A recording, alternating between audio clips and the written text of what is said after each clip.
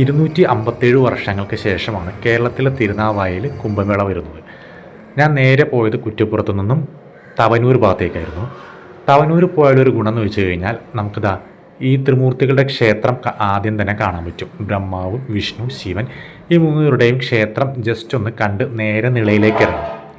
നിളയിൽ, അതായത് ഭാരതപ്പുഴയിൽ തവനൂർ ഭാഗത്തും നീള ആരതി അറേഞ്ച് ചെയ്തിട്ടുണ്ട്. നമുക്ക് തവനൂർ നിന്നാലും അധികം തിരക്കില്ലാതെ തൊട്ടടുത്തായിട്ട് തന്നെ നീള ആരതി കാണാൻ പറ്റും. അതിൻ്റെ ഒരുക്കങ്ങൾ തവനൂർ ഭാഗത്താണ് ഈ കാണുന്നത്. യജ്ഞശാലയിലേക്കുള്ള സ്വാഗതം ബോർഡുകളും സംഗീത കച്ചേരികളും പലതരത്തിലുള്ള പൂജകളും അതിനു വേണ്ടിയിട്ട് താൽക്കാലികമായി കെട്ടിയൊരുക്കിയിരിക്കുന്ന ഷെഡുകളും എല്ലാം അവിടെ കാണാൻ പറ്റും. സന്ധ്യാസമയം ആയതുകൊണ്ട് തന്നെ ഒരു പ്രത്യേക ഭംഗിയായിരുന്നു. ഇതാണ് തവനൂരത്തെ നീള ആരതി. അതിനുവേണ്ടി അവർ ആ പുഴയുടെ സൈഡിലായിട്ട് അറേഞ്ച്മെൻറ്റ്സ് എല്ലാം ചെയ്തിട്ടുണ്ട്. ഈ കാണുന്ന ശിവക്ഷേത്രമാണ്. ഇനി ഈ ഒരു ആർച്ചിലൂടെ കടന്നിട്ട് നമുക്ക് തിരുനാവായ ഭാഗത്തേക്ക് പോകാം. ഇത് തിരുനാവായ ഭാഗത്ത് അവിടുത്തെ സേവാഭാരതി അതിനുവേണ്ടിയുള്ള കാര്യങ്ങളെല്ലാം ചെയ്തു കൊടുക്കുന്നതാണ്. ഇവിടെ വന്ന ആളുകൾക്ക് സ്വയം ഒരു ആരതി ഈ നിളയുടെ സൈഡിലായിട്ട് ചെയ്യാവുന്നതാണ്.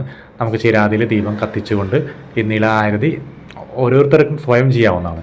ഇതാണ് താൽക്കാലികമായി കെട്ടിനിർമ്മിച്ച പാലം. ഇത് തിരുനാവായ നാവാമുകുന്ദ ഭാഗത്തു നിന്നും ആരതി നടക്കുന്ന ഭാഗത്തേക്കുള്ള ഒരു താൽക്കാലിക പാലമാണ്. ഏകദേശം 6:45 ആരതിയുടെ കാര്യങ്ങൾ സ്റ്റാർട്ട് ചെയ്തു. കൃത്യം 7 മണിക്ക് തുടങ്ങുകയും ചെയ്തു. നല്ല ക്രൗഡായിരുന്നു. പ്രതീക്ഷേനേക്കാളൊക്കെ ഒരുപാട് അപ്പുറം ഒരുപാട് സന്യാസിമാരും നാട്ടുകാരും കേരളത്തിൻ്റെ അല്ലെങ്കിൽ രാജ്യത്തിൻ്റെ പല ഭാഗത്തുള്ള ആളുകളെല്ലാം ഒത്തുകൂടിയിട്ടുണ്ടായിരുന്നു. ഒരു 7 മണിയായപ്പോഴേക്കും അത് ശരിയായ രീതിയിൽ തന്നെ സ്റ്റാർട്ട് ചെയ്തു. തവനൂരും തിരുനാവായ ഭാഗത്തും 2 ഭാഗത്തും ഒരേ സമയത്ത് തന്നെയാണ് നീള ആരതി നടക്കുന്നത്. തിരുനാവായ ഭാഗത്താകുമ്പോൾ കുറച്ചും കൂടി വലുത് അല്ലെങ്കിൽ കൂടുതൽ പേര് നിന്നുകൊണ്ട് ആരതി ചെയ്യുകയും ഒരുപാട് പേർക്ക് ഒരുമിച്ച് കാണാനുള്ള സൗകര്യമുണ്ട്. പക്ഷേ തവനൂർ ഭാഗത്താകുമ്പോൾ അത് കുറച്ച് മാത്രമേ ഉള്ളൂ. ഈ തവനൂരും തിരുനാവായയും ഭാരതപ്പുഴ അല്ലെങ്കിൽ നിളയുടെ അക്കരയും ഇക്കരയുമാണ്.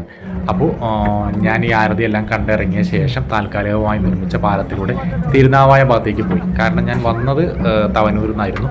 അപ്പോൾ തവനൂരിൽ നിന്ന് ആരതി കണ്ട് ഈ തിരക്കെല്ലാം കണ്ട് ശരിക്കും ആസ്വദിച്ച് അതിൻ്റെ ഒരു വൈബ്